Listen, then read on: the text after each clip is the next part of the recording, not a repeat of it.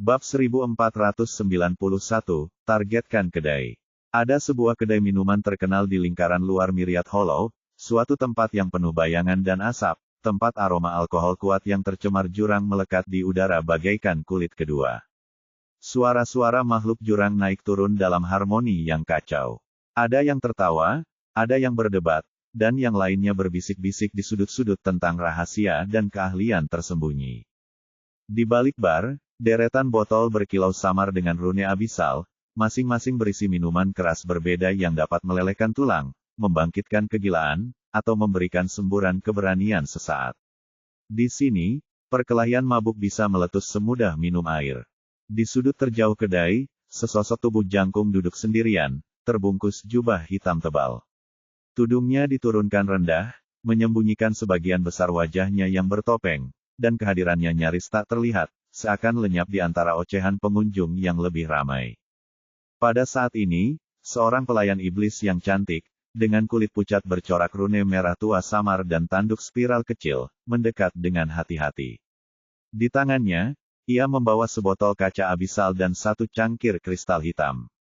Ia meletakkannya di atas meja dengan membungkuk anggun. Bibirnya melengkung membentuk senyum sopan saat memperkenalkan minuman. Ini, tamu terhormat, adalah Nightmare's Fang. Sesuai permintaan Tuan, ini adalah minuman beralkohol terkuat dan termahal di kedai kami, dan terkenal di seluruh lingkaran luar. Disuling dari nektar teratai jurang dan api hantu berbisa, rasanya konon melahap jiwa sebelum meninggikannya. Bahkan Grandmaster Abisal yang paling tangguh pun jarang menghabiskan lebih dari secangkir. Jadi, harap berhati-hati, atau kedai kami tidak akan bertanggung jawab atas apapun. Meskipun pelayan sudah memperingatkannya dengan baik, sosok berjubah itu tidak mengangkat tudungnya, juga tidak berbicara.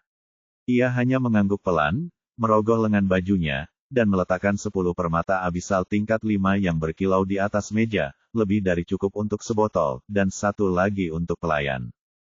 Rasa ingin tahunya berkilat di mata merahnya, tetapi ia segera menahannya. Di kota ini, dan terutama di kedai ini, setiap orang asing berjubah bisa jadi predator, pangeran, atau keduanya. Ia tak berani mengorek informasi. Silakan dinikmati, Tuan, katanya lembut sambil mengumpulkan permata-permata itu. Kalau ada yang lain, silakan panggil saya. Dengan itu, dia membungkuk lagi dan mundur ke dalam kerumunan yang berasap, meninggalkan sosok berjubah itu sendirian. Sosok itu meletakkan satu tangan di atas botol, perlahan membuka tutup obsidiannya. Seketika, gelombang aroma memabukkan membanjiri sudut ruangan, pekat dan tajam, membawa serta arus bawah aneh yang mencakar indera. Pria berjubah itu menarik napas, dan matanya berkedip samar di balik topengnya, antisipasi menyambar bagai kilat di tengah badai. Ini benar-benar kuat, dan unik. Dia berpikir sebelum menuangkan cairan hitam itu ke dalam cangkir kristal. Lalu, dengan riaki yang samar dan senyap, topeng di wajahnya menghilang, memperlihatkan bibir tajam dan rahang putih pucat saat dia mengangkat minuman ke mulutnya. Seruputan pertama terasa panas seperti besi cair, tetapi kemudian berubah menjadi rasa yang kaya dengan rasa manis yang unik dan beracun, lalu dingin. Tenggorokannya tercekat, lalu mengendur. Ekspresinya sedikit rileks, seolah menikmati kenikmatan yang telah lama diingat.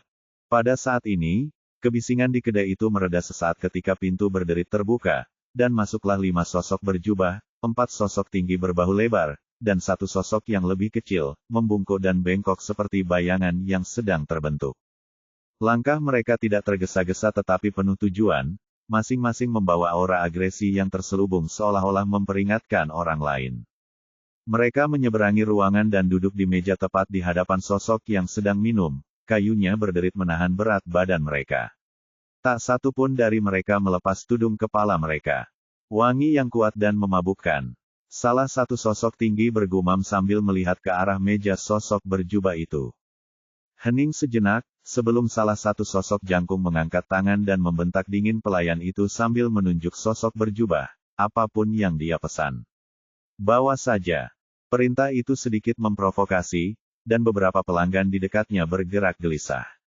Pelayan itu menegang tetapi mengangguk, lalu bergegas mengambil sebotol Nightmare's Fang lagi. Namun, Peminum berjubah itu hanya menuangkan secangkir lagi untuk dirinya sendiri. Gerakannya tidak tergesa-gesa, seolah tidak menyadari atau tidak peduli dengan kehadiran teman berbahaya yang kini duduk di hadapannya. Kelima orang ini tidak lain adalah geng Scam yang datang untuk bisnis. Pada saat ini, Scam mengetuk-ngetukkan kuku hitam panjangnya ke meja kayu sambil menyeringai lebar. Seperti yang sudah kukatakan, bisiknya, kata-katanya licin namun meyakinkan, kedai minum itu sempurna. Di sini, minuman mengaburkan akal sehat mereka, penjaga mengendurkan kewaspadaan mereka, dan orang kaya memamerkan harta mereka seperti babi yang siap disembelih. Yang perlu kita lakukan, adalah membersihkan mereka. Keempat saudara iblis itu terkekeh pelan, mata mereka berbinar penuh harap. Kakak tertua, bertubuh kekar bermata merah gelap, mengangguk tegas. Kami akan menjadi tembokmu, saudara Scam. Kalau ada yang salah, kami akan membuat keributan yang cukup untuk menutupi pelarianmu. Senyum Scam semakin lebar, gigi-giginya yang tajam berkilat. Kalau begitu malam ini, kedai ini tanpa sadar akan mensponsori kekayaan kita. Tepat pada saat itu, pelayan iblis masuk sambil membawa sebotol Nightmares Fang dan mendekat sambil membawa 5 cangkir. Dia meletakkannya di atas meja dan berkata dengan hati-hati, suaranya tenang namun jauh, ini taring mimpi buruk, spesialisasi kami yang Anda minta. Itu akan, 9 permata abis tier 5, Tuan. Saudara keempat yang sembrono itu hampir melompat dari kursinya ketika mendengar bagian terakhir, suaranya menggema keras. 9 permata abis tingkat 5. Apa kau menipu kami, dasar jalang? Itu namanya perampokan. Pelayan itu menegang. Rasa takut sekilas terpancar di matanya, tetapi ia tak mundur. Kedai itu memiliki bobot di lingkaran luar ini, cukup berat hingga bahkan penjaga abisal pun harus berhati-hati. Ia membalas tatapannya dan menjawab dengan tenang, Pak, ini minuman termahal yang Bapak pesan sendiri. Kalau Bapak Menteri mau, saya bisa bawakan sesuatu yang lebih terjangkau. Nada suaranya sabar, tetapi pilihan katanya membuat saudara keempat itu geram. Tangannya mengepal, harga dirinya berkobar. Terjangkau. Apa kau sedang mengejek kami? Apa kau menganggap kami pengemis? Sebelum ia sempat menyelesaikan kalimatnya, tangan kakak tertua terjulur, memukul bagian belakang kepalanya cukup keras hingga bergema, tutup mulutmu. Desisnya dingin. Jangan sampai aku kehilangan muka di depan umum. Saudara keempat menciut di bawah tatapan tajam saudaranya yang lebih tua, menggerutu namun diam. Kakak tertua segera berbalik kepada pelayan, sambil mengeluarkan 9 permata jurang dengan gerakan tenang dan terlatih. Dia meletakkannya di tangannya. Tidak masalah. Ambil saja. Pelayan itu menerima mereka dengan sedikit rasa jijik yang terpancar di matanya sebelum membungkuk kaku dan meninggalkan mereka sendirian. Tatapan kakak tertua menggelap saat ia mencondongkan tubuh ke arah adiknya, suaranya nyaris berbisik. Kau bodoh. Kita seharusnya membaur, bukan membuat keributan. Kita sama sekali tidak butuh tatapan tak perlu. Lalu, sambil melirik Scam, ia melunak dan menundukkan kepalanya. Saudara Scam, jangan pedulikan dia. Otaknya sudah terlanjur dibuang ke batu saat dia masih muda. Scam terkekeh, lalu menepisnya. Namun, bibir si sulung melengkung membentuk senyum licik. Tetap saja, harus kuakui, tempat ini penuh ikan. Gemuk, lambat, dan tak terduga. Dengan tanganmu, saudara Scam, kita bisa menangkap sebanyak yang kita mau, dan tak seorang pun akan tahu apa yang terjadi. Kegembiraan terpancar di mata saudara-saudara lainnya saat mereka mendekat, haus akan aksi. Keempat iblis itu menyaksikan dengan penuh harap, menunggu hasil karya Scam. Namun, tak satu pun dari mereka menyadari sosok yang duduk di meja di seberang. Ia duduk sendirian, berkerudung, tampak fokus pada minuman di hadapannya. Tangannya tanpa sadar menelusuri tepi cangkirnya, seolah menikmati alkoholnya. Dia tidak bergerak, tidak bereaksi, dan bagi orang lain, dia tampak seperti pengembara lelah lainnya yang berusaha menenggelamkan dirinya dalam minuman keras. Namun, ketenangannya menipu. Posturnya sedikit terlalu rileks, perhatiannya sedikit terlalu terkendali, dan tanpa sepengetahuan geng Scam, setiap kata yang mereka ucapkan telah sampai ke telinganya. Sedikit rasa penasaran muncul setelah cahaya aneh melintas di matanya. Apakah mereka berencana merampok semua orang di sini? Bab 1492, Targetkan Kedai 2. Geng scam tengah tertawa pelan, tudung kepala mereka diturunkan, saat pandangan mereka tak terelakkan tertuju pada sosok yang sedang menyendiri meminum Nightmare's Fang di meja pojok. Wajah orang itu samar, tetapi gerak-geriknya lamban, mengangkat gelasnya perlahan, tak pernah mendongak, jubahnya tersampir malas di tubuhnya. Bagi gerombolan itu adalah gambaran seorang pria yang sudah tenggelam dalam minuman keras. Saudara keempat mendengus pelan, berbisik mengejek, lihat dia. Dia mabuk berat, habiskan banyak uang untuk minuman itu juga. Mungkin bangsawan manja yang berkeliaran terlalu jauh dari sarangnya. Kakak tertuanya membungkamnya dengan tatapan tajam, tetapi seringai scam melebar, tajam dan licik. Gigi-giginya yang bergerigi berkilau samar saat ia mencondongkan tubuh ke depan, suaranya rendah dan berminyak, si tua keempat harus menunjuk. Dia sedang meminum taring mimpi buruk. Petik 2. Scam berbisik, mengetuk-ngetukkan jarinya ke telapak tangannya, botol ini saja sudah menunjukkan dia kaya. Lebih kaya daripada kebanyakan orang di sini malam ini. Tapi, senyumnya berkedut sementara mata hitamnya berkedip waspada, kita simpan dia untuk terakhir. Tak perlu mengambil risiko merusak kesenangan terlalu dini kalau si pemabuk tiba-tiba bangun dalam keadaan marah. Para setan itu terkekeh dan mengangguk tanda setuju, tetapi pandangan mereka terpaku pada sosok berjubah itu dengan rakus, yang sudah memimpikannya sebuah cincin penyimpanan besar berisi harta karun. Scam mencondongkan tubuh lebih dekat, berbisik kegirangan, pertama, kita akan petik beberapa yang mudah, ikan yang sudah berdarah. Lalu, saat tidak ada yang melihat, kita petik tangkapan terbesar. Kedua bersaudara itu mengangguk penuh semangat. Mereka menuangkan Nightmare's Fang untuk diri mereka sendiri, mengangkat cangkir mereka dengan gerakan berlebihan agar menyatu dengan suasana kedai yang riuh. Bagi siapapun yang melihat, mereka hanyalah sekelompok peminum yang gaduh, tetapi itu jelas hanya tipuan. Saat itu, mata tajam scam mengamati ruangan dan dengan cepat menemukan mangsa pertamanya. Seekor iblis berkulit ungu tampak terkulai di meja terdekat.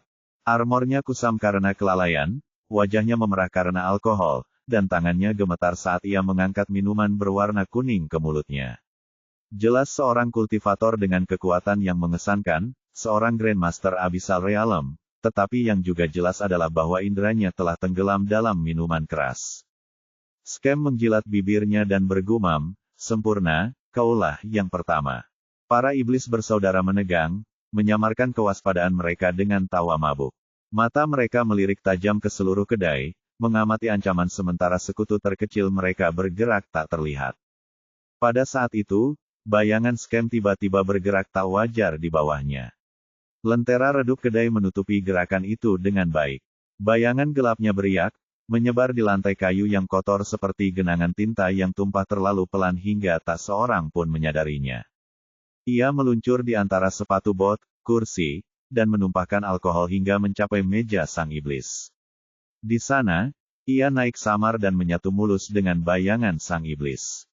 Mata sang iblis yang sayu berkedip bodoh saat ia menghabiskan minumannya, sama sekali tak menyadari apapun.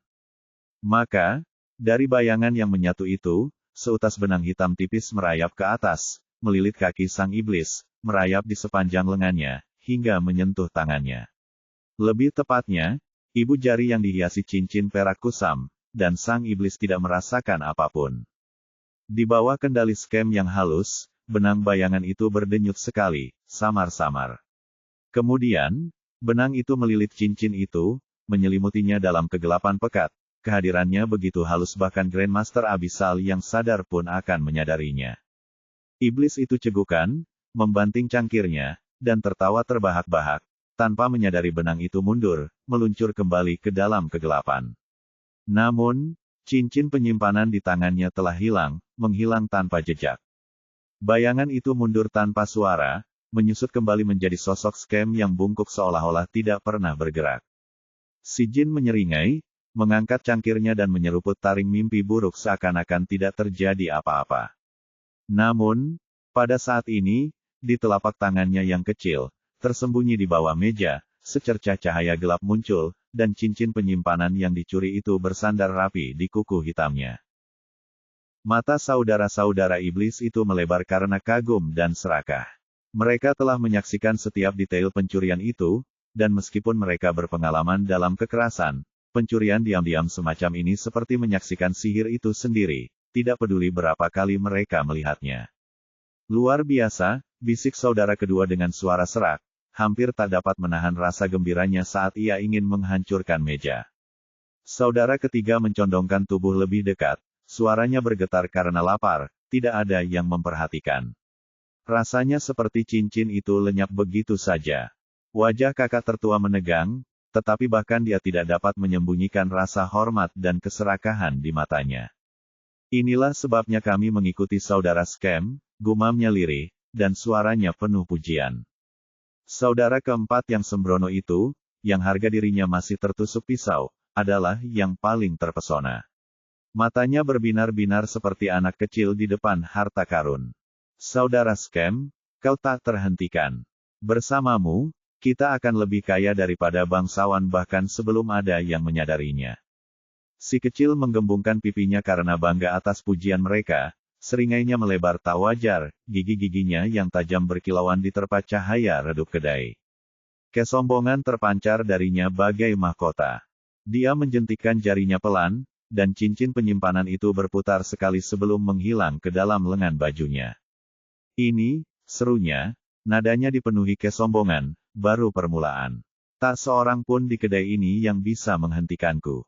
Namun, tak jauh dari mereka, si peminum berjubah tetap diam, menyesap cangkirnya. Ia tampak tak menyadari apapun, tenggelam dalam minuman keras yang membara. Namun di balik tudungnya, riak-riak samar menari-nari di tatapannya, tajam dan waspada. Geng Scam, atau siapapun di seluruh kedai mereka, tidak tahu bahwa ia memiliki naluri hukum khusus, dan naluri itu sudah menyelimuti kedai sejak ia menebak motif geng Scam. Setiap detail, setiap bisikan, setiap bayangan berada dalam persepsinya yang menakutkan, dan dia tidak dapat menahan diri untuk tidak menatap setan kecil itu dengan rasa ingin tahu yang baru ditemukannya. Menggunakan bayangannya untuk mencuri, ya, dan itu sama sekali tidak meninggalkan jejak. Kemungkinan besar itu ciri rasnya atau bahkan bakat atau kemampuan garis keturunannya, dan dia memanfaatkannya dengan baik, harus kuakui. Bibirnya sedikit melengkung di tepi cangkirnya, aku tidak pernah menyangka akan bertemu pencuri seperti itu di abis tepat ketika aku hendak meninggalkan kota. Menarik sekali. Bab 1493, targetkan kedai 3. Sosok berjubah kesepian yang menikmati taring mimpi buruk tidak lain adalah S, atau lebih tepatnya, avatar senja suci. Setelah memulai perjalanannya ke Duskheimer Hall untuk menghadapi Raja Hantu dengan pisau pinjaman, S berpisah dari avatarnya, senja suci, karena ini merupakan kartu truf dan jaminan terkuatnya, jika nyawanya terancam atau ia membutuhkan rute pelarian. Terlebih lagi, S tahu bahwa jika dia terlibat dengan Dewan Evernit, dan berhasil mendapatkan kepercayaan mereka serta menyusup ke markas mereka, masih ada kemungkinan dia tidak akan menemukan petunjuk apapun tentang bulan darah, jadi misi avatarnya adalah mencari di area di luar yurisdiksi Dewan Evernit. Namun, sebelum meninggalkan Myriad Hollow, S memutuskan untuk mencari target potensial untuk pencurian dan menyusun daftar anggota asrama. Setelah mengurus wilayah dalam kota, ia pergi ke kota luar. Saat mengumpulkan petunjuk tentang target, S menemukan kedai ini, dan ini adalah kunjungannya yang ketiga. Hari ini, setelah menyelesaikan daftarnya, ia berencana meninggalkan Myriad Hollow. Namun, yang tak terduga adalah pertemuannya dengan geng Scam, yang langsung menarik perhatiannya, terutama metode mencuri scam yang unik. Meskipun metode scam tidak mendekati level pencopet mutlak, yang telah berubah menjadi kemampuan bawaan, namun masih cukup praktis dan licik. Terlebih lagi, S dapat dengan mudah merasakan bahwa kultivasi scam baru mencapai puncak alam Abyssal Master, namun ia berhasil mencuri cincin penyimpanan dari seorang Abyssal Grandmaster. Sekalipun iblis itu mabuk, S tahu lebih baik daripada siapapun bahwa dengan kesalahan sekecil apapun, iblis itu akan langsung waspada. Namun, S belum mengetahui bahwa geng Scam sebenarnya terinspirasi oleh Eva, yang tak lain adalah istri S, Eva. Ia masih beranggapan bahwa Scam adalah calon pencuri yang memulai jalannya sendiri dan menemukan metode yang mirip dengan mencopet tanpa bantuan atau bimbingan apapun. Eva juga tidak menceritakan petualangannya di kota tentara bayaran tulang kepada siapapun karena dia ingin orang lain mengetahuinya sendiri dan merasa terkejut. Tetapi Eva tidak menyangka bahwa seorang peniru akan muncul di Myriad Hollow, dan S lah yang akan melihatnya. Pada saat ini, S terus berpura-pura minum dan berada di bawah pengaruh alkohol. Di saat yang sama, ia diam-diam menyebarkan sens hukum senja miliknya, yang unik dan hanya bisa dirasakan oleh mereka yang setidaknya seorang Abyssal Grand Lord, karena karakteristik jiwa murni dari sens hukum senja. Lebih jauh lagi, selama pihak lain tidak menggunakan apapun yang berhubungan dengan Force atau merupakan seorang kultivator sejati yang memiliki ki primordial seperti S, mereka tidak akan mampu lolos dari deteksi Twilight Law Sense. Meskipun indera hukum senja mungkin tidak sekuat indera pencuri hukum milik S, namun tetap saja sangat kuat dan praktis, menjadikan avatar senja suci miliknya setingkat dengan putra surga. Seiring berjalannya waktu, geng Scam yang tak menyadari keberadaannya, di bawah pengawasan S, terus berhasil mendapatkan lebih banyak cincin penyimpanan dari makhluk-makhluk abisal yang mabuk. Dengan keberhasilan yang semakin meningkat, Scam semakin berani, bahkan mengincar kelompok yang baru saja mulai minum dan mencuri cincin penyimpanan dari seorang wanita iblis bertubuh kekar. Keempat saudara iblis itu pun sama saja, isi perut mereka mulai membesar, dan menyeringai kegirangan sambil minum-minum untuk merayakan.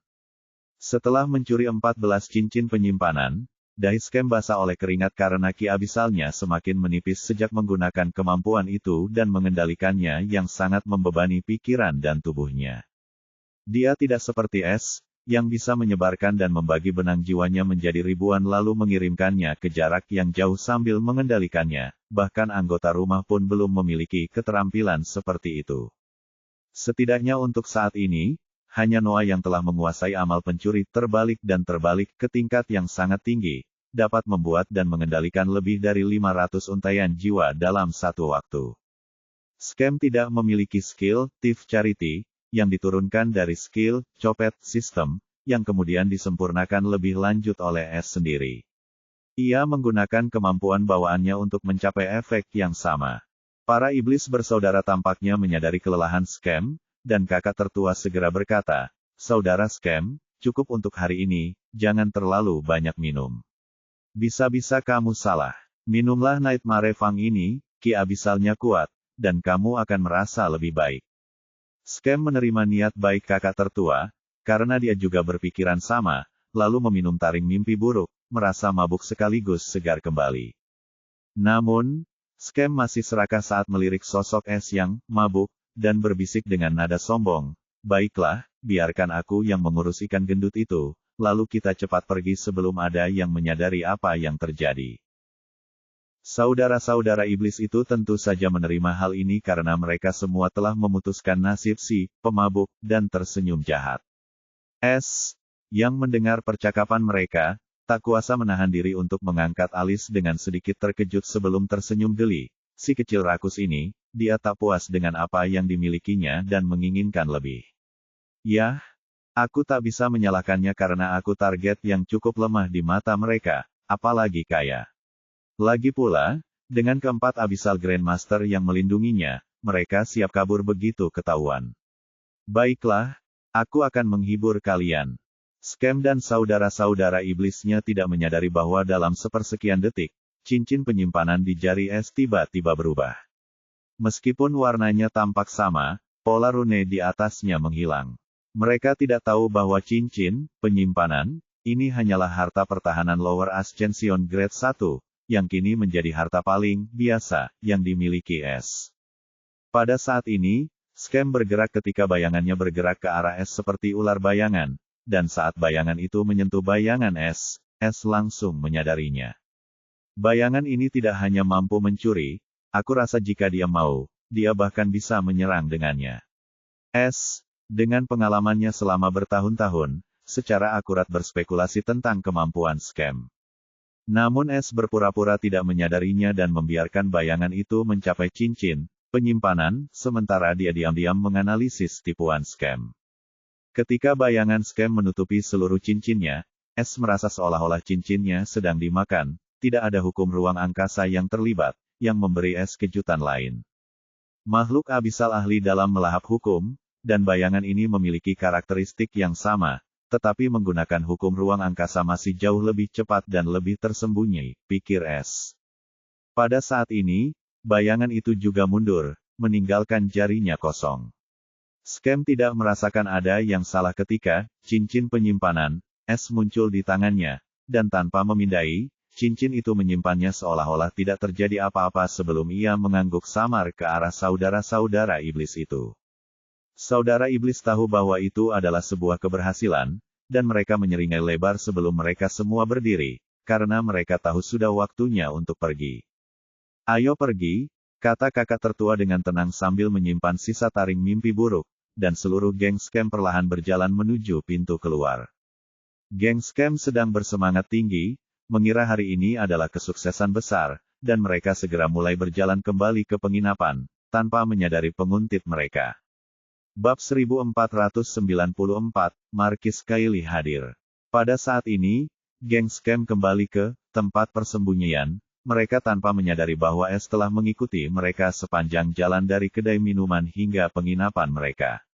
Kelima pencuri pemula itu menyelinap masuk tanpa menimbulkan kecurigaan. Tawa dan bisikan mereka menghilang di balik pintu obsidian.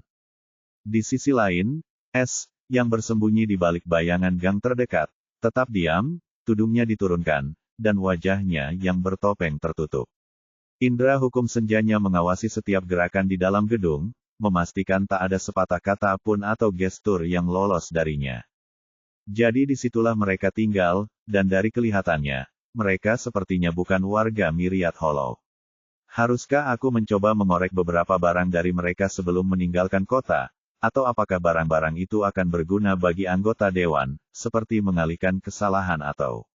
Matanya menyipit samar saat berbagai kemungkinan pencurian muncul di benaknya. Tubuh utama S di Duskheimer Vault sudah mulai menyusun rencana. Namun, tepat saat ia hendak bergerak, sebuah beban tiba-tiba menekan bahunya, sebuah tangan yang kokoh dan tak tergoyahkan. Jantung S berdebar kencang. Yang mengkhawatirkan bukanlah tangan itu sendiri, melainkan fakta bahwa ia tidak merasakan kedatangannya. Indra hukum senjanya tidak bergetar, sedikit pun. Itu cuma bisa berarti satu hal. Orang ini setidaknya 3 alam di atas kultivasi avatarnya saat ini, yang berarti setidaknya seorang kuasa Abyssal Grand Lord atau, paling buruk, seorang Abyssal Grand Lord sejati.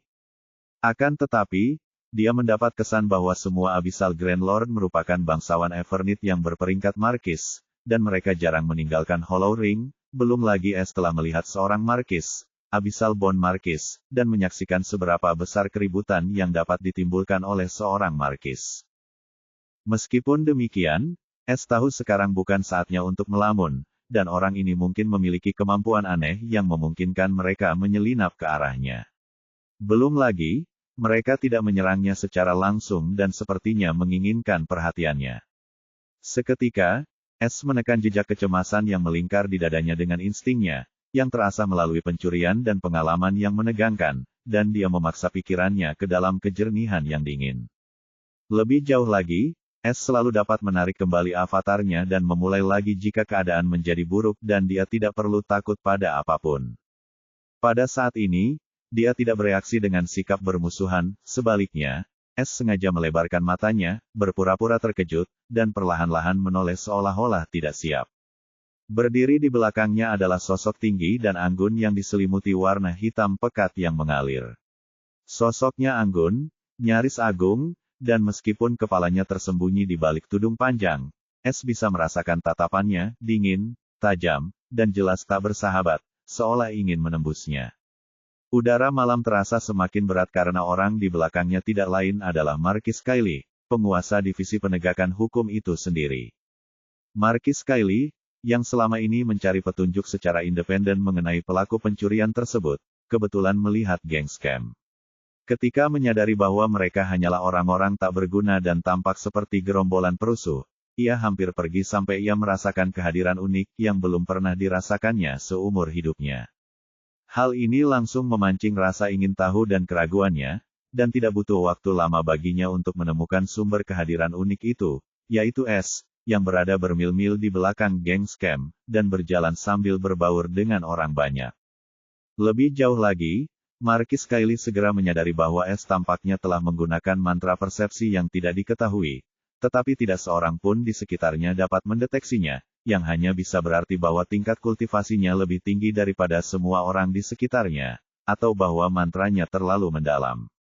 Namun, ketika ia merasakan tingkat kultivasi S, ia terkejut karena ia baru berada di puncak alam Master Abyssal, tidak ada yang istimewa. Namun, titik ini justru membuatnya waspada dan semakin penasaran karena semakin ia mengamatinya, semakin asing ia. Terlebih lagi, aura tersembunyinya sama sekali tidak seperti milik makhluk abisal, tetapi malah menonjol seperti jempol yang sakit dan membuat jantungnya berdebar kencang dengan rasa lapar yang aneh, seolah-olah dia ingin melahapnya bulat-bulat. Marquis Kylie belum pernah merasakan hal ini sebelumnya, dan ketertarikan aneh ini mengingatkannya pada pengalamannya dalam pembuatan rune. Di sisi lain, S tidak menyangka akan diawasi oleh seorang Marquis, yang berarti seorang Abyssal Grand Lord sejati, dan S tidak akan ragu menggunakan Law Sense-nya karena ia memiliki hak penuh sebagai Lord of the Law Enforcement Division. Bahkan Marquis pun tidak bisa menghentikannya untuk memindai siapapun, kecuali jika pihak lain itu adalah tamu dari Dread Duchess. Namun S tidak dapat berbuat apa-apa karena dia tidak memiliki harta penyamaran yang kuat. Tubuh aslinya hanya berhasil menghindari pertemuan dengan orang-orang seperti Dread Duchess dan bahkan Abyssal King karena Duchess menghormati tuannya. Di saat yang sama, Abyssal King harus mengakuinya, belum lagi Raja Iblis Malam sangat senang dengan hadiah dari Moonless Wandering King, jadi dia tidak ingin kehilangan dukungannya hanya karena hal seperti ini. Faktor penting lainnya adalah kedekatan alaminya dengan makhluk-makhluk kegelapan dan pesonanya yang tidak biasa, yang bekerja dengan cara-cara misterius yang bahkan S tidak mengetahuinya. Kini masalah tubuh utamanya telah terpecahkan dengan teknik kekuatan, tetapi hal yang sama tidak berlaku untuk avatarnya, dan bahkan jika ia ingin menggunakan teknik kekuatan yang sama, ia tidak bisa karena avatarnya adalah wadah kultivasi tipe jiwa murni. Namun, beruntung baginya, Marquis Kylie belum pernah melihat makhluk surgawi sebelumnya, juga rasa lapar yang dirasakannya terhadap S bukanlah karena instingnya sebagai makhluk abisal tingkat tinggi. Terakhir, Marquis Kylie memiliki kendali yang wajar atas instingnya dan rasa keadilan, karena ia tidak pernah membunuh tanpa alasan. Harga dirinya juga mencegahnya membunuh Abyssal Master yang lemah hanya karena ia ingin melahapnya. Ia bahkan merasa jijik dengan pemikiran seperti itu. Pada akhirnya, Marquis Kylie menekan pikiran-pikiran aneh itu dan mengikuti S, yang membawanya ke sini, dan sekarang dia yakin bahwa orang ini sedang menargetkan kelompok pengembara itu, yang awalnya dia abaikan. Terlebih lagi dengan pikiran-pikiran aneh itu, dia ingin membunuh S hanya karena berada di dekatnya, dan tidak memiliki pendapat yang baik tentang S. Oh, membuatku takut setengah mati. S berpura-pura frustrasi, tetapi nadanya hangat dan ramah seolah-olah dia tidak tersinggung atau waspada dengan tindakan Marquis Kylie. Apa yang bisa kulakukan untukmu? Nona. Niat membunuh yang kuat kembali muncul di hati Marquis Kylie hanya dengan mendengar suara S, seolah-olah dia adalah musuh alaminya atau semacamnya. Jika itu tubuh asli S, pasti akan sebaliknya. Sekali lagi, sambil menahan pikirannya, suara Marquis Kylie terdengar, rendah dan berwibawa, membawa aura kewibawaan bahkan di balik kap mobil. Kau sepertinya sangat tertarik dengan penginapan ini, orang asing. Tunjukkan bukti identitasmu. Bab 1495, Singkirkan Rintangan. S terkejut dengan permintaan mendadak Marquis Kylie akan bukti identitasnya, tetapi dia tidak punya, dan bahkan jika dia punya, dia tidak akan menunjukkannya begitu saja. Meskipun demikian, suara wanita ini penuh dengan kewibawaan, dan dia tahu hanya aura dan nada seperti ini yang tidak dapat ditiru kecuali pihak lain seperti dia. Lebih jauh lagi, dia mungkin jauh lebih kuat daripadanya, jadi meskipun dia ingin melarikan diri, dia tahu dia tidak bisa berlari lebih cepat darinya, dan sebaliknya, dia akan menarik lebih banyak perhatian pada dirinya sendiri, dan meninggalkan tempat ini mungkin akan menjadi lebih sulit. S menahan kegelisahannya dan bertanya dengan sopan, bolehkah saya bertanya siapa Anda dan mengapa Anda ingin melihat tanda pengenal saya? Mata Markis Kylie berkilat dengan sedikit niat membunuh, membuat jantung Es berdebar kencang saat merasakannya, dan tebakannya tentang kultivasi wanita itu menjadi kenyataan. Namun, ia tidak mengerti mengapa wanita ini tiba-tiba menunjukkan niat membunuh terhadap seorang Ascension Master yang lemah seperti dirinya. Mungkinkah dia seorang pembunuh yang suka membunuh dan menyiksa orang lemah sepertiku? Pikir Es, tetapi kemudian dia merasakan niat membunuh Markis Kylie lenyap. Markis Kylie memang telah menahan niat membunuhnya, karena hasratnya untuk membunuh Es semakin tak tertahankan seiring berlalunya waktu. Jika bukan karena tingkat kultivasinya, ia pasti sudah benar-benar menyerang. Pada saat ini, dia membalikkan tangannya, dan lencana berbentuk heksagram obsidian muncul di telapak tangannya, bertuliskan karakter merah tua, penguasa divisi penegakan hukum, Markis Kylie, bersama dengan simbol Duchess yang mengerikan. Saat Es melihat lencana itu dan membaca isinya, ekspresinya membeku dan sedikit memucat karena dia bahkan bisa merasakan aura familiar dari Dread Duchess yang berasal dari lencana ini, yang berarti itu asli. Belum lagi kehebatan Markis Kylie, yang merupakan semua bukti yang dia butuhkan untuk mengonfirmasi statusnya. Apa yang dilakukan Kepala Divisi Penegakan Hukum di tempat seperti ini? Yang lebih penting, kenapa dia mengintip-intip dengan pakaian seperti itu, dan kenapa dia malah mengkonfrontasiku, dari semua orang? Tidak, tunggu, dia seorang Abyssal Grand Lord, yang berarti meskipun dia memindaiku dengan indera hukumnya, aku takkan bisa mendeteksinya dengan avatarku, dan niat membunuhnya yang tiba-tiba. Jangan bilang dia menghentikanku karena dia tahu aku makhluk surgawi. Pikiran Es berpacu saat keringat dingin mengucur di dahinya, dan semakin dia memikirkannya, semakin masuk akal hal itu. Tunjukkan identitasmu padaku, lalu kembalilah bersamaku untuk diinterogasi. Markis Kylie menyimpan lencananya dan, tanpa menunggu Es menjawab, memerintahkan dengan nada dingin. Sekarang, meskipun Es bisa menunjukkan bukti identitasnya, ia sudah memutuskan untuk membawanya kembali karena dorongan untuk melahap yang ia rasakan karena Es. Ia ingin mengungkap akar permasalahannya karena ia merasa ada yang salah dengan orang ini. Terlebih lagi, sebagai Kepala Divisi Penegakan Hukum, ia memiliki wewenang untuk menahan siapapun yang dianggapnya mencurigakan. Dengan investigasi pencurian yang sedang berlangsung, Es tidak dapat melarikan diri.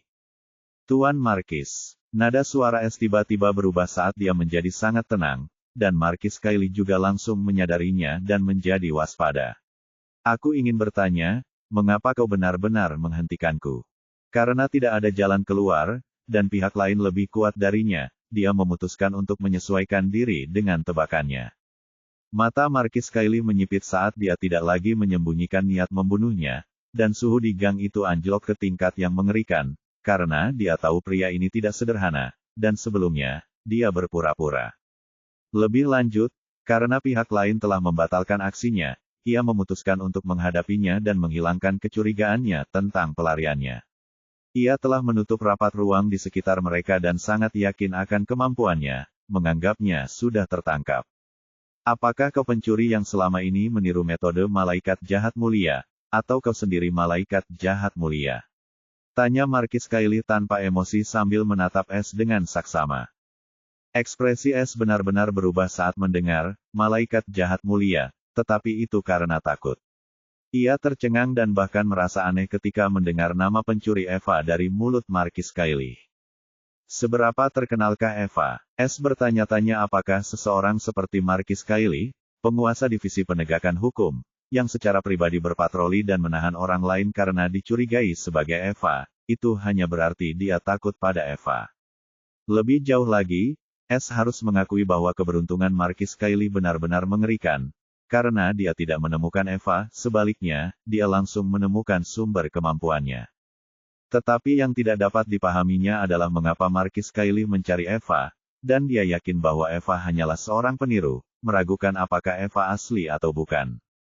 Menurut Eva, dia tidak pernah aktif di kerajaan Obsidian Myriad sejak dia menjadi murid Dread Duchess, dan jika ada yang tahu tentang identitasnya, Markis Kylie ini seharusnya tidak berkeliaran di area ini dan mungkin langsung pergi menemuinya atau bahkan memberi tahu Dread Duchess.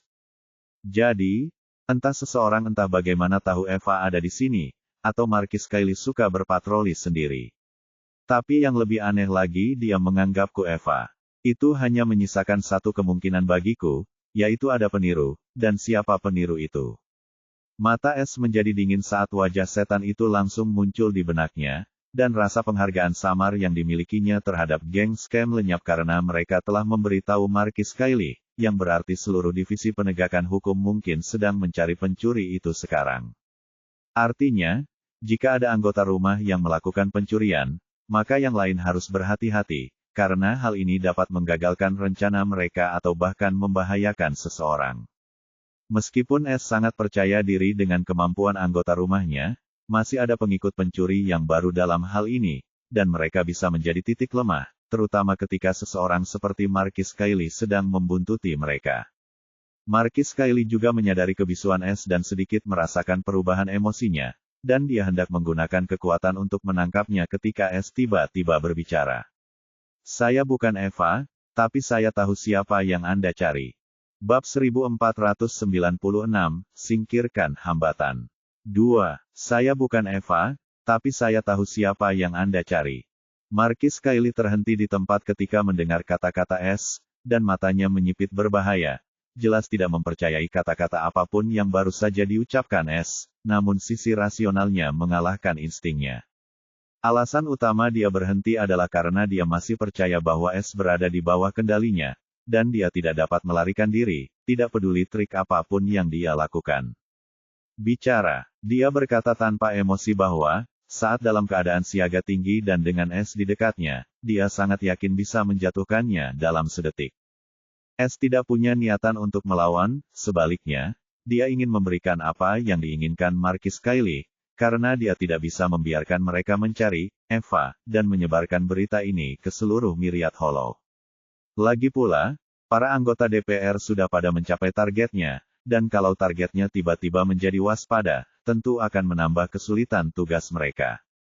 Sedangkan untuk dirinya sendiri, S tidak khawatir karena Markis Kylie akan mencarinya bukan sebagai pencuri, melainkan sebagai ahli misterius yang berhasil melarikan diri tepat di bawah hidungnya, dan itu sama sekali tidak ada hubungannya dengan pencuri. Belum lagi, masih ada orang misterius yang menaruh izin abisal kuno di pelelangan dan Vaulty Keeper masih belum kembali.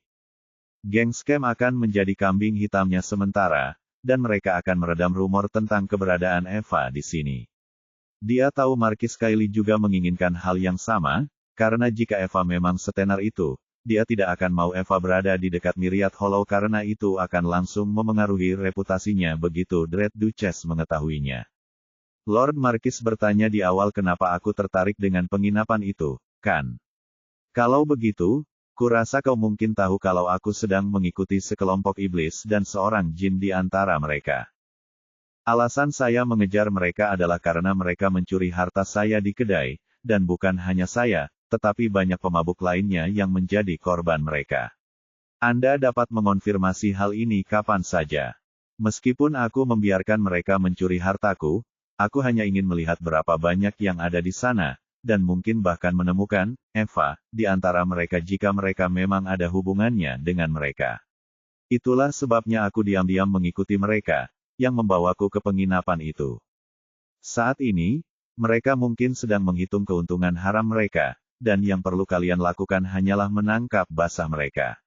Dengan begini, kalian akan menemukan pencurinya, dan aku akan membersihkan namaku, ujar S tanpa ekspresi, mengungkapkan segalanya kecuali niatnya yang sebenarnya. Mata Markis Kylie sedikit terbelalak saat menyadari ia tak menyangka S akan mendapat pengakuan seperti ini. Meskipun enggan mempercayainya, ia telah menyaksikan sendiri kelima orang asing itu dan bahkan mencurigai mereka. Namun, mereka terlalu lemah, dan membiarkan mereka pergi. Setelah itu, ia tiba-tiba menemukan S, dan ia melupakan kelima orang itu. Kini, setelah S mengingatkannya, ia sedikit mempercayainya, dan seperti yang dikatakannya, yang perlu ia lakukan hanyalah menyesuaikan diri. Dia bahkan tidak perlu masuk sendiri, yang perlu dia lakukan hanyalah melepaskan indera hukum abisalnya yang mengerikan, dan semuanya akan menjadi jelas. Namun, dia tetap ingin membunuhnya dan melahapnya, yang membuatnya sangat kesal. S sedikit terkejut saat merasakan keraguan Markis Kylie, dan dia khawatir karena dia bereaksi sangat aneh sejak awal. Apa masalahnya? Pikirnya, tapi tak berani menghadapinya. Ia malah berkata dengan tenang, sedikit nada mengejek, apa? Jangan bilang kepala divisi penegakan hukum bahkan tak mau memberiku kesempatan untuk membuktikan ketidakbersalahanku. Markis Kylie mengepalkan tinjunya diam-diam sambil menahan keinginannya untuk merobek mulutnya, yang sebenarnya penuh kebencian dan dengan dingin berkata, biarkan aku melihat bukti ketidakbersalahanmu. Tanpa menunggu balasannya, indera hukum abisalnya mulai menyebar ke seluruh penginapan dan menyelimutinya. Sedangkan formasi pertahanan, mereka hanyalah lelucon di bawah pengawasan seorang abisal Grand Lord. Bahkan S pun bisa dengan mudah menembus formasi abisal Grade 5 itu. Pada saat ini, Markis Kylie mencari kelompok itu dan segera menemukan mereka duduk di sebuah ruangan dengan formasi penyembunyian, dan bahkan harta penyembunyian lainnya diaktifkan. Lebih lanjut, ia memperhatikan kelima orang itu berkumpul di sekitar meja, dengan cincin penyimpanan di atasnya. Ia juga merasakan tanda abisal yang berbeda pada cincin-cincin itu, yang jelas bukan milik kelima orang itu. Ekspresinya menjadi gelap karena ini langsung membuktikan alibi S, dan seolah itu belum cukup memalukan, dia mendengar percakapan yang sedang terjadi di antara mereka, dan ekspresinya menjadi gelap gulita. Hehehe, saudara Scam, apakah menurutmu para penegak hukum yang menyebalkan dan penurut itu akan menjadi gila begitu mereka menemukan karya utama kita? Hahaha, mereka memang penurut, dan hanya bisa menindas yang lemah. Ketika bertemu yang kuat, mereka akan bersembunyi dan bersembunyi. Sindir saudara kedua, jelas-jelas sedang senang dan terpengaruh oleh taring mimpi buruk. Kakak tertua pun menimpali dengan nada mengejek, kudengar bos mereka wanita yang sangat cantik, dan semua orang takut padanya. Tapi dia tidak tampak istimewa bagiku, dan mungkin dia mendapatkan dukungan Duchess hanya karena keberuntungan dan mencapai posisinya. Kalau aku jadi dia, aku pasti sudah bunuh diri telanjang di pusat kota. Hahaha, memberikan semua orang pandangan indah sebelum kematiannya. Kakak sulung memang punya selera yang bagus. Kakak keempat tertawa terbahak-bahak. Di sisi lain, Scam terdiam karena tiba-tiba ia merasa gelisah karena suatu alasan yang tidak diketahui. Baiklah, semuanya, jangan gegabah. Ingat, ini baru permulaan, dan kita sama sekali tidak boleh terlibat dengan para penegak hukum. Kali ini mungkin akan menimbulkan keributan, jadi kita harus bertindak cepat sebelum meninggalkan tempat ini. Saat mereka benar-benar bertindak, kita sudah lama pergi, dan Eva akan menanggung akibatnya. Kalau kita beruntung, Eva mungkin akan datang dan memohon untuk bergabung dengan geng Scam kita. Seru Scam, masih berhayal bahwa pencapaiannya yang menyedihkan ini bisa menarik perhatian malaikat pencuri. Akan tetapi, tepat saat para anggota geng Scam hendak bersorak, suhu ruangan langsung anjlok, dan hawa dingin yang menusuk tulang menjalar ke tulang punggung mereka. Apa yang sedang terjadi? Scam langsung bereaksi, ingin mengalirkan ki jurangnya, tetapi alangkah ngerinya, ia merasa ki itu benar-benar ditekan, ia bahkan tidak bisa bergerak dari tempat duduknya, dan hal yang sama juga terjadi pada saudara-saudara iblisnya. Pada saat ini, sebuah suara dingin, seolah-olah merembes dari kedalaman jurang, bergema di ruangan itu, geng Scam, kan? Bagus sekali. Bab 1497, Perpisahan yang tak terlupakan. Ketika Markis Kylie menyebarkan indera hukum jurangnya ke arah penginapan, S juga diam-diam menggunakan indera hukum senjanya, dan bahkan jika Markis Kylie menyadarinya, dia tidak khawatir lagi. Lebih jauh lagi, meskipun Markis Kylie mengunci seluruh ruang di sekitar mereka, S menemukan bahwa kemampuannya tidak dibatasi sama sekali, dan Markis Kylie juga menyadarinya. Namun, ketika ia mendengar geng Scam berceloteh, perhatiannya langsung teralih, dan ekspresinya menegang. S juga menyadarinya, dan ketika mendengar apa yang mereka bicarakan, ia tak kuasa menahan diri untuk melirik Markis Kylie dengan ekspresi aneh. Orang-orang itu, pemberani. S mengejek, suaranya nyaris seperti tawa kecil, karena dia tidak berani tertawa, sebab dia sudah bisa merasakan niat membunuh yang mengerikan terpancar dari Markis Kylie. Pada saat itu, Markis Kylie tidak dapat menahan amarah dan rasa malunya karena dia tahu Es juga telah mendengar kata-kata kasar itu, dan dia mungkin sedang mengejeknya dalam hati atas kesalahannya, belum lagi dia telah melakukan apa yang seharusnya dia lakukan. Ia hampir saja melewatkan mereka, dan jika bukan karena Es, ia takkan pernah tahu siapa pencuri sebenarnya, dan pencurian akan terus menumpuk. Saat itu juga, jika berita menyebar bahwa ia telah menahan orang yang salah sementara mengabaikan pelaku sebenarnya, ia takkan punya muka lagi. Geng bajingan, kan? Bagus sekali. Suaranya bergemuruh karena marah, ingin sekali menguliti para idiot itu dan mengiris-iris mereka sedikit demi sedikit di depan umum. Dia telah sepenuhnya menutup kultivasi anggota geng scam, tetapi dia tidak masuk, setidaknya tidak sekarang, karena dia menatap tajam ke arah Es. Sebuah jimat muncul di tangannya sebelum mulai terbakar, dan dia dengan dingin memerintahkan, "Aku menemukan pencurimu, ikuti koordinatnya dan datang ke sini dalam semenit." Dengan suaranya yang singkat, jimat itu terbakar dan lenyap dalam kilatan gelap. Mata Es berbinar-binar penuh minat saat melihat jimat itu, tetapi dia tidak punya waktu untuk menanyakannya, terutama di bawah tatapan tajam itu. "Bolehkah aku pergi sekarang? Lagi pula, aku sudah meluruskan kesalahpahaman ini. Kalau kau masih ragu, kau bisa dengan mudah melihat tanda jurang di cincin harta karunku. Aku tidak bersama mereka." Es dengan tenang menyatakan bahwa ia masih berharap Markis Kylie akan membiarkannya pergi tanpa mempersulitnya. Lagi pula, dia tidak ingin memulai lagi karena dia tahu akan sulit meninggalkan Duscaemer Vault lagi. Lagi pula, begitu dia lolos di bawah tekanan Markis Kylie, dia pasti akan mencarinya, dan dia bahkan mungkin melaporkannya kepada Dread Duchess. Pada saat itu, Es tidak punya pilihan lain selain menyimpan avatar senja suci di dalam jiwanya dan menunggu kesempatan lain untuk terpisah darinya. Mata Markis Kylie menyipit saat ia merasakan dorongan yang lebih kuat untuk menyiksa Es sekarang karena ia merasa Es sedang mengejeknya. Tapi buktinya sungguh tak terbantahkan. Sekalipun kau tidak ada hubungannya dengan mereka, kau tetap saja sangat mencurigakan. Katakan siapa dirimu dan dari faksi mana kau berasal. Selama kau bisa membuktikan identitasmu, dan aku memastikan kau bukan ancaman bagi kerajaan Obsidian Myriad, aku akan membiarkanmu pergi. Lagi pula, kau tidak bisa pergi sekarang, dan kau harus mengikutiku kembali ke Balai Kehakiman untuk menyampaikan pernyataanmu kepada geng scam, dan aku juga perlu menyelidiki kedai itu. Selama semuanya beres, kau bebas pergi. Seru Markis Kylie dingin, dan nadanya tak terbantahkan. Dia tidak berniat membiarkan Es pergi tanpa mengetahui sumber emosi anehnya, terutama rasa lapar aneh yang tengah dirasakannya, yang tampaknya semakin menjadi-jadi setiap saat, belum lagi dia hampir kehilangan kendali saat Es menggunakan ki-nya. Es mendesah sedih sambil menatap Markis Kylie dan menggelengkan kepala sambil meratap, "Apa kau benar-benar harus mempersulit orang sepertiku? Lagi pula, aku hanyalah seorang Abyssal Master yang hanya lewat, mengurus urusanku sendiri.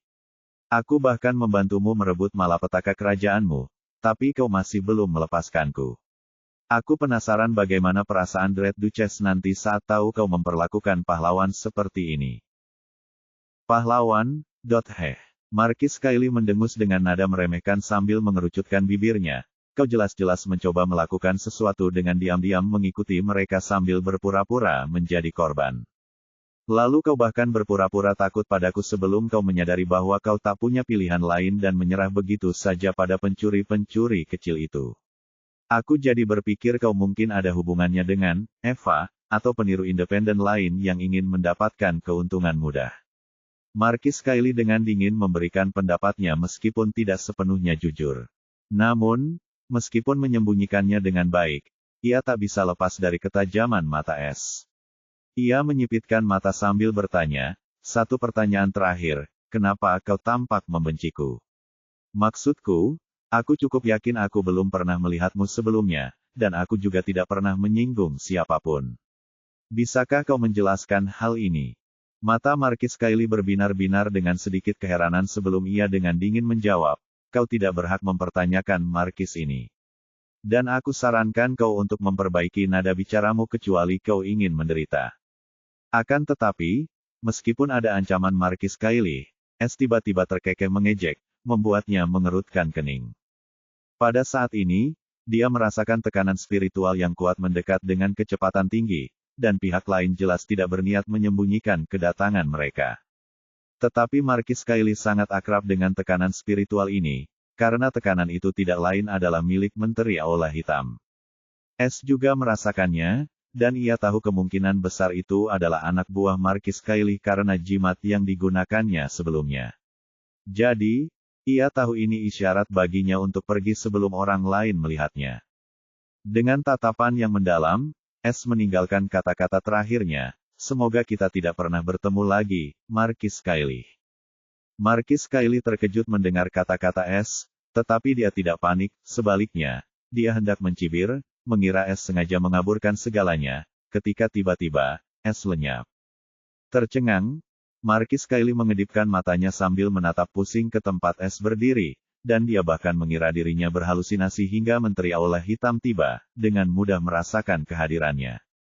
Dia sudah berkeringat dan merasa takut karena dia tidak menyangka Markis Kylie akan datang sendiri untuk mencari pencuri itu, dan lebih parahnya lagi, dia bahkan telah menemukan mereka, yang merupakan pertanda buruk baginya.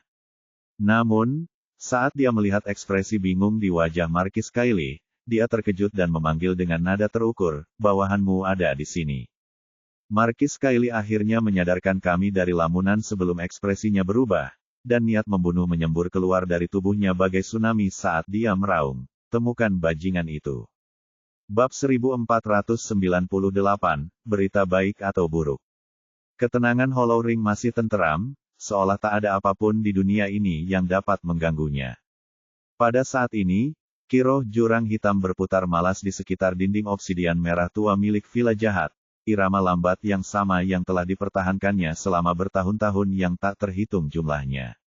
Waktu seakan tunduk pada tempat ini, tempat kengerian dan kekaguman hidup berdampingan dalam keheningan yang mencekam.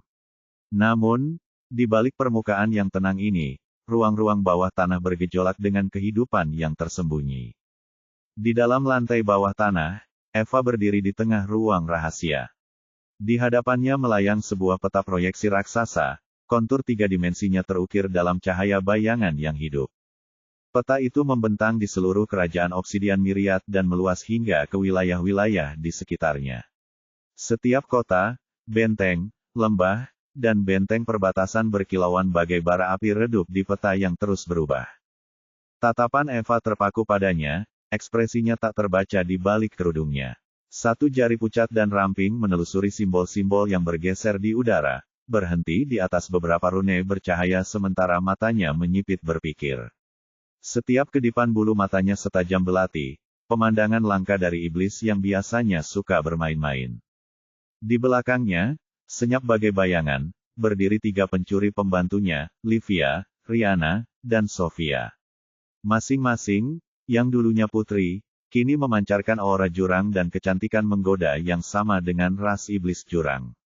Namun saat ini, mereka tampak kurang seperti bangsawan, melainkan lebih seperti pelayan yang patuh.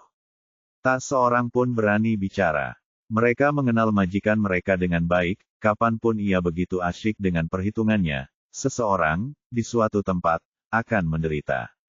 Keheningan itu berlangsung lama hingga tiba-tiba, mata Eva berkedip. Riak keheranan yang langka memecah ketenangannya. Postur tubuhnya tegak, dan suaranya terdengar serius, penuh perintah. "Bersihkan semuanya. Tuan akan datang." Kata-kata itu menggelegar bagaikan guntur bagi ketiga perempuan itu. Sesaat, mereka membeku, terbelalak. Kemudian raut wajah mereka berubah. Kesungguhan menggantikan semua emosi lainnya. Tanpa menunggu instruksi lebih lanjut, mereka bergerak dengan efisiensi yang terlatih, menyapu proyeksi, mengembalikan ruang rune ke keadaan aslinya, dan segera kembali ke pekerjaan yang ditugaskan seolah-olah tidak ada hal aneh yang terjadi. Eva sendiri menghilang dalam bayangan. Sesaat kemudian, ia muncul kembali di aula utama Villa Jahat. Kini ia bukan lagi sosok wanita simpanan yang penuh perhitungan dalam kesunyian yang remang-remang, melainkan sosok yang memikat bak neraka. Mengenakan gaun merah tua yang menelusuri setiap lekuk tubuhnya yang mempesona, ia berdiri dengan keanggunan yang terselubung, kecantikannya yang tak tertandingi bersinar bahkan melalui penutup wajahnya yang tersembunyi. Kehadirannya memancarkan pesona yang cukup kuat untuk memikat siapapun yang memandangnya. Namun, tak seorang pun berani mengaguminya. Memandang diva jahat terlalu lama sama saja dengan mengundang kematian. Pada saat ini, Ki Jurang di aula terasa berat, dan bayangan-bayangan itu sendiri bergetar. Setelah itu, dengan keheningan yang begitu mendalam hingga terasa seperti menelan napas, Duchess yang menakutkan tiba. Sama seperti dia pernah muncul di Duskheimer Vault, dia muncul sekarang, sosoknya mengkristal dari kabut jurang seolah-olah kegelapan itu sendiri telah memilih untuk mengungkapkan kehadirannya. Ia terbalut jubah kuno bersulam lambang burung abisal, setiap helainya berkilauan bagai langit malam yang menawan. Sosoknya memancarkan keagungan dan ketenangan yang mematikan, sebuah kehadiran yang membengkokkan ruang di sekitarnya. Jika Eva tak tertandingi, maka tuannya adalah jurang itu sendiri, tak terbatas, angkuh, absolut. Hanya kulitnya yang pucat, samar-samar tersentuh oleh dunia lain, yang membedakannya. Tanpa ragu, Eva melintasi aula dengan langkah bak kelopak bunga yang berkibar dan menghambur ke pelukan tuannya. Hilang sudah keagungan dingin diva jahat. Ia tiba-tiba seperti gadis kecil nakal, mencari kenyamanan ibunya. Untuk pertama kalinya, wajah dingin dan tegas sang Duchess yang menakutkan melunak. Senyum lembut yang langka mengembang di bibirnya saat ia memeluk Eva, membelai rambutnya yang tebal dan halus dengan kelembutan yang tak akan pernah dipercayai orang luar. Apa kabar, pembuat onar kecil? Eva masih memainkan persona ciptaannya, mendongakkan kepalanya dan cemberut di balik kerudungnya, suaranya manis dan penuh kekesalan. Apa yang telah kulakukan? Aku sudah sangat patuh. Sang Duchess yang mengerikan terkekeh sambil mencubit hidung Eva pelan dan membalas, jika kau patuh, maka seluruh jurang ini akan menjadi kuil. Eva menjulurkan lidah merah mudanya dengan jenaka, membuat Dread Duchess menggeleng tak berdaya, tetapi ia sama sekali tidak marah. Malahan, Dread Duchess menyukai kepribadian Eva karena ia adalah orang pertama yang berani bersikap seperti ini di hadapannya, dan tampak tidak takut sama sekali. Itulah sebabnya ia menyayangi dan memanjakannya seperti anak perempuan yang tak pernah dimilikinya, dan menuruti hampir semua tuntutannya. Seandainya saja ia tahu ini hanyalah persona Eva yang direkayasa dengan baik setelah ia menganalisis kepribadian Dread Duchess dan kerinduannya yang terpendam akan kehangatan keluarga.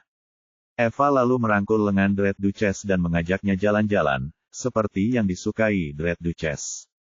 Lagi pula, villa jahat itu dulunya adalah rumahnya, dan ia ingin mengenang masa lalu. Tak seorang pun menyangka Dread Duchess yang dingin dan agung itu begitu sentimental. Saat itu, Eva mengeluh sambil bercanda, guru tidak mengunjungiku selama berhari-hari, kukira guru sudah melupakan murid kecilmu. Duchess yang ditakuti mendesah tak berdaya sebelum tersenyum penuh arti, dan siapa yang salah? Bukankah kau yang mengirim anak kecil itu untuk membuatku sibuk? Aku tidak tahu apa yang guru bicarakan. Dia berpura-pura tidak tahu. Eva tentu tahu siapa, orang kecil, yang sedang disinggung oleh tuannya, dan dia tidak dapat menahan diri untuk menyalahkan Es karena tidak bersikap rendah hati dan menarik begitu banyak perhatian pada dirinya sendiri. Meskipun demikian, Es telah memberitahunya tentang kehadiran Raja Hantu di harta karun barunya dan bagaimana ia berencana meminjam kekuatan Dewan Malam untuk menyingkirkan ancaman tersembunyi itu.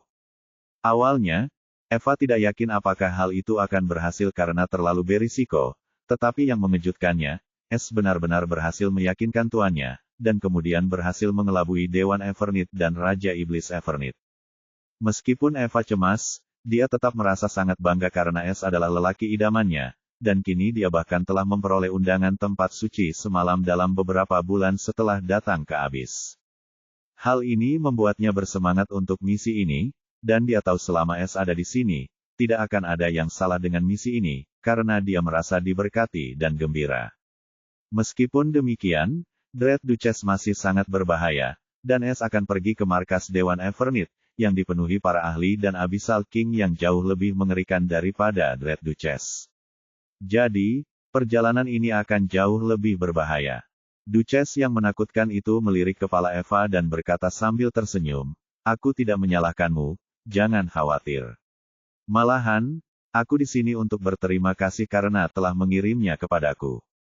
Kau tidak hanya mendapatkan muka di hadapan tuanmu, tetapi juga membantuku meraup keuntungan yang luar biasa. Jadi, aku ingin memberimu hadiah juga, kecuali jika kau menganggap tuanmu tidak berperasaan. Eva benar-benar tercengang kali ini ketika dia bertanya dengan sedikit antisipasi, hadiah apa? Dread Duchess tersenyum misterius dan berkata dengan sedikit rasa bangga, aku sudah mendapatkan undangan Evernith Sanctuary lainnya untukmu. Artinya, kau akan pergi bersamaku kembali ke Evernith Sanctuary. Bab 1499, Ruang Pencuri Baru. Di ruang kultivasi di dalam Duskheimer Vault, ekspresi Es jelek karena apa yang terjadi dengan Marquis Kylie, dan dia harus mengambil Avatar of Holy Twilight miliknya. Meskipun ia berhasil melarikan diri dari penguasa divisi penegakan hukum, rute pelariannya terputus, dan sekarang ia perlu mencari cara untuk memisahkan diri dari avatarnya sebelum perjalanannya ke Evernith Sanctuary. Sebaiknya aku menelepon Eva dan mengabarinya. Lagi pula, aku perlu mendapatkan pemahaman yang jelas tentang petualangannya di Abyss. Kejutannya hampir membuatku kesulitan. Petik 2. Es tersenyum kecut ketika dia memikirkan betapa terkejutnya dia ketika Marquis Kylie mengangkat Eva. Meskipun demikian, ia tidak marah pada Eva, malah, ia merasa bangga padanya. Karena Marquis Kylie cukup waspada terhadap Eva hingga datang mencarinya secara langsung, Eva memiliki reputasi yang buruk di Abyssal Plains. Ya, setidaknya, persyaratan ketenarannya tidak akan jadi masalah, dan jika anggota keluarga berhasil, mereka semua akan mendapatkan ketenaran dan keuntungan. Sedangkan aku akan menemukan jawabannya setelah mendapatkan petunjuk tentang bulan darah sialan itu. Dan aku penasaran kapan Duchess yang menakutkan itu akan siap berangkat. Memaksanya meninggalkan wilayahnya juga merupakan hal yang baik untuk anggota keluarga. Es berpikir sebelum memerintahkan sistem untuk memanggil Eva. Namun, yang mengejutkannya, Eva tidak mengangkatnya, yang membuatnya mengerutkan kening. Biasanya dia mengangkat dalam 3 detik, mungkinkah dia sedang mengerjakan sesuatu? Seharusnya aku tidak memaksanya menelepon kalau begitu, dia akan menghubungiku saat ada kesempatan. Es mencegah sistem memaksa panggilan dan menutup status panggilan rumah sebelum memasuki ruang rumah pencuri. Saat ini, satu-satunya anggota rumah yang hadir di ruang rumah pencuri itu adalah Zarya, yang berencana untuk berkultivasi lagi dengan teknik kultivasi di toko rumahnya. Namun, sebelum itu, ia perlu mengumpulkan poin rumah untuk membelinya, dan dengan kultivasinya saat ini, mencuri bukanlah masalah baginya. Jadi, Es memberinya teknik amal pencuri. Selain Zarya, Eleanor dan Raven Crown masih ditahan di ruang budidaya Zarya di rumah pencuri. Lalu ada 3 pembuat onar, Cirrus, Leah, dan Cucu, mereka bagaikan jiwa yang bebas. Mereka berkeliaran di sekitar rumah pencuri tanpa hambatan apapun, kecuali fasilitas khusus untuk anggota rumah. Ini termasuk ruang kultivasi pribadi Es, yang hanya bisa diakses oleh orang lain ketika ia sendiri yang memasuki rumah pencuri. Jika dia tidak hadir, hanya Es yang bisa mengakses tempat itu dan menggunakannya sebagai ruang penyimpanan kehidupan, tetapi dia tidak bisa menempatkan makhluk hidup di sana, seperti yang telah dicobanya. Es juga tidak membawa Cirrus dan Cucu kembali ke ruang binatang primordial karena mereka berdua senang bermain dengan Leah, dan Leah kecil tidak akan merasa kesepian lagi bersama mereka. Faktanya, ketiga orang itu, ditambah Birk, murid pencuri Inter, yang tampaknya seumuran dan berpenampilan seperti Leah, tampaknya telah membentuk sebuah kelompok dan selalu merencanakan sesuatu.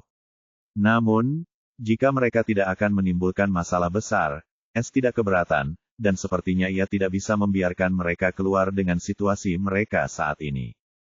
Pembantu Alina, Lilian, tengah berkultivasi dalam diam di ruang kultivasi Alina, dan Es merasa bahwa Lilian sangat dirugikan dan bahkan melotot tajam ke arahnya, jadi dia menjaga jarak. Lalu ada 3 pengikut pencuri Noah, yang ditinggalkan Noah karena ia ingin Thomas melatih para anggota baru itu, yang mana Thomas tak berdaya melakukannya. Meskipun begitu, ia setuju dengan pemikiran Noah dan tak punya pilihan selain melatih kedua saudari itu tanpa ampun, yang membuat Es merasa sedikit kasihan kepada mereka, tetapi ia tidak ikut campur.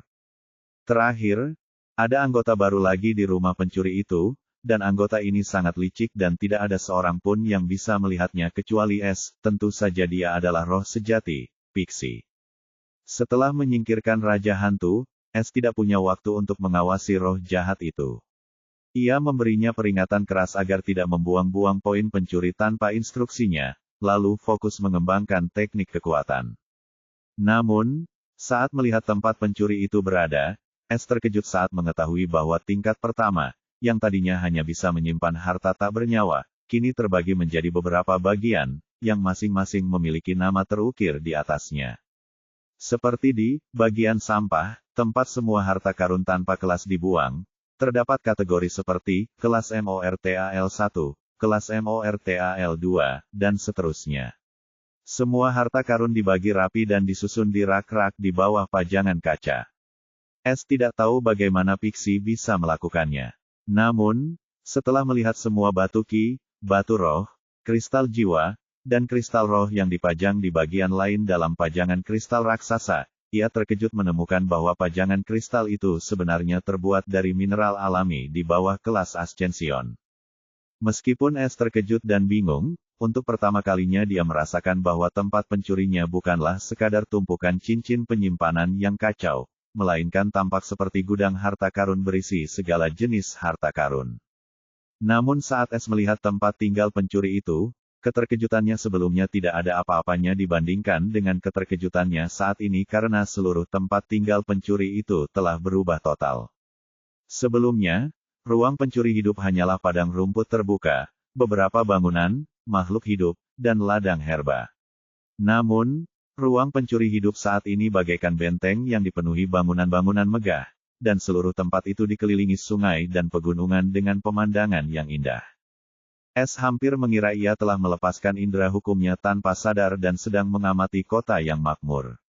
Jika bukan karena sepinya kehidupan di kota kecil namun megah ini, S pasti akan mengira ia sedang berhalusinasi. Pixie, apa yang kamu lakukan?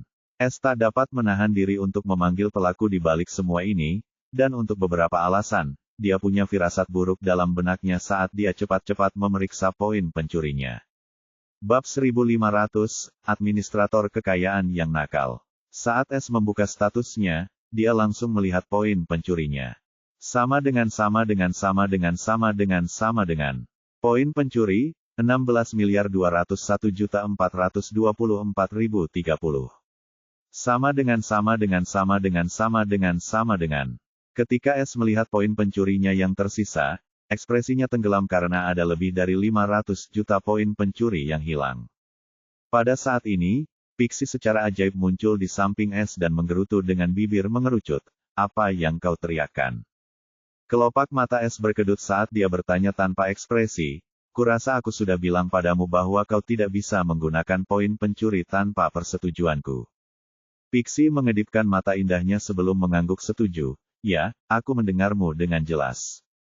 S ingin sekali menamparkan makhluk kecil itu saat melihat ekspresi polosnya, tetapi dia bukanlah orang yang suka melakukan kekerasan terhadap dirinya sendiri. Meski begitu, dia masih marah dan bertanya, lalu kemana perginya 500 juta poin pencuriku yang lebih itu? Mau jelaskan? Pixie masih berpura-pura polos sambil cemberut seolah merasa dirugikan dan menjawab, yah, seperti yang kau lihat, aku melakukan sedikit renovasi di tempat tinggalku. Tempatnya sangat berantakan dan tidak sedap dipandang, bukan tempat yang seharusnya ditinggali seorang wanita. Jadi, karena kau sibuk, aku yang mengerjakannya. Sekarang tempat itu terlihat lumayan. Seharusnya kau berterima kasih padaku. Renovasi itu menghabiskan biaya lebih dari 500 juta. Dan apa maksudmu dengan lumayan? Apa itu masih kurang? S tercengang, masih tak percaya semua konstruksi itu menghabiskan biaya semahal itu. Apalagi ia bisa melakukan banyak hal hanya dengan 5 juta poin pencuri. Terlebih lagi, dari nada bicara Pixie, jelas terlihat bahwa ia tidak puas dengan hasil karya tersebut, yang membuat S terdiam, dan ia mengira Pixie sedang mempermainkannya. Sekilas rasa jijik terpancar di mata Pixie saat ia mengangkat dagunya dengan bangga sebelum menjelaskan, tentu saja, renovasi kecil ini akan menghabiskan 500 juta poin pencuri serta beberapa material sampah itu. Saat ini, seluruh ruang pencuri hidup ini tidak berbeda dengan benteng Ascension Grade 8 yang dibentengi. Namun, saya sangat hemat dengan dana tersebut karena Anda bilang saya tidak bisa menggunakannya, jadi saya tidak bisa meningkatkan nilai lebih lanjut. Jika Anda bisa menyediakan poin pencuri tanpa batas, saya akan bisa mengubah ruang pencuri hidup menjadi kota abadi. Nah, itu tempat yang layak untuk orang sepertiku, meskipun masih belum cukup. Tapi, kamu sangat miskin, aku hanya bisa menanggung kesulitan ini, tapi kamu masih saja marah padaku karena poin pencuri yang sedikit itu. Kamu sudah berubah. Menjelang akhir, air mata tampak menggenang di mata pelanginya, seolah kata-kata S sangat menyakitinya. Jika orang lain melihatnya, mereka akan langsung menganggap S sebagai pelaku kekerasan terhadap anak. Namun, S tidak mudah tertipu, dan dia tahu air mata Pixie seperti air mata buaya, dan dia hanya berakting. Persediaan poin pencuri tak terbatas. Kau pikir itu cuma sampah yang bisa kukumpulkan kemanapun aku pergi. Lagi pula, kalaupun aku punya persediaan poin pencuri tak terbatas, aku pasti tidak akan menyia-nyiakannya untuk menciptakan kota abadi itu hanya demi kenyamananmu. S membalas dengan frustrasi, diam-diam merasa kesal, lagi pula, aku tidak bisa memasuki ruang pencuri hidup, jadi apa gunanya membuang-buang poin pencuri untuk itu. Meskipun nada bicara S seperti itu, Pixie sama sekali tidak terlihat takut. Dia malah mengabaikan aksinya dan menarik diri sambil tersenyum tipis. Kamu marah hanya karena kamu tidak bisa memasuki ruang pencuri hidup, kan? Mata S sedikit terbelalak ketika Pixie langsung menyadari pikiran aslinya, tetapi dia tidak mau mengakuinya dan membalas, omong kosong. Jangan pakai poin pencuri lagi. Karena ini pertama kalinya, aku akan membiarkannya saja, tapi kalau kau melakukannya lagi, aku akan mengurungmu di dalam botol. Cek, cek, dasar pencemburu. Mata Pixie penuh dengan kebencian, coba saja dan lihat apa yang akan terjadi. Kalau kau berani menganiaya wanita ini, aku pastikan semua poin pencurimu akan mencapai 0 besar. S terkejut sambil menyipitkan mata dengan berbahaya dan memelototi Pixie. Kau tidak bisa menggunakannya sesukamu tanpa izinku. Poin yang kau gunakan mungkin sudah batasmu, yang tidak kau beritahu sebelumnya. Jadi, jika tebakanku benar, kau hanya bisa menggunakan garis keturunan tertentu. Itulah sebabnya sekarang kau akan memberitahuku. Mata Pixie berbinar-binar, lalu bibirnya melengkung indah sambil bertepuk tangan. Hehe, seperti yang kuharapkan dari seseorang yang kupilih. Memang, sebagai administrator kekayaanmu, aku bisa menggunakan 3% poin pencurimu tanpa izinmu, tapi aku tidak bisa menggunakannya untuk apapun selain ruang pencuri. Lagi pula, aku hanya bisa menggunakannya sekali setiap 99 hari. Seperti yang diharapkan, S tersenyum kecut, tidak dapat mengerti mengapa Pixie menyembunyikan hal seperti itu darinya. Tetapi mengetahui sifat Pixie, dia curiga mungkin ada aturan yang terlibat, atau dia hanya bertingkah nakal lagi. Meskipun demikian, ia senang karena ia mampu mengetahuinya dengan cepat, atau Pixie mungkin akan terus melakukan hal yang sama hingga ia menyadarinya. Jangan gunakan mereka lagi di masa mendatang. Untuk saat ini, ruang pencuri sudah lebih dari cukup direnovasi, ujar S tanpa daya. Cek, cek. Kamu nggak perlu khawatir. Aku akan pakai lagi kalau kamu memperluas ruang pencuri lagi. Dan jangan coba-coba menghalangiku karena aku nggak akan berhenti sampai mencapai standarku yang memuaskan. Kata Pixie dengan nada datar. S mendesah sedih karena dia hanya bisa meninggalkan si pembuat onar kecil itu sendiri untuk saat ini, lalu dia berkata dengan acuh tak acuh, baiklah, pergilah dan nikmatilah dirimu sendiri. Oh, tentu saja, kau tak perlu mengatakannya 2 kali. Pixie terkikik sebelum menghilang lagi. S menggelengkan kepalanya sebelum mengalihkan fokusnya ke ruang rumah pencuri, di mana dia mendapati Zarya duduk bersila, dikelilingi oleh pusaran samar kiroh. Setelah memastikan dia tidak sedang dalam tahap kultivasi, dia mengirimkan suaranya ke kepalanya, apakah kau mengerti tekniknya? Kita tidak punya banyak waktu sebelum aku harus meninggalkan tempat ini. Jadi, aku sedang memikirkan cara untuk mengirimmu keluar dari Myriad Hollow. Kau bisa mengumpulkan poin asrama dengan tenang dan berkembang sendiri.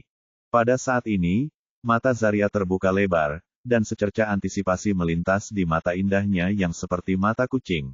Asalkan Leah dirawat, aku siap.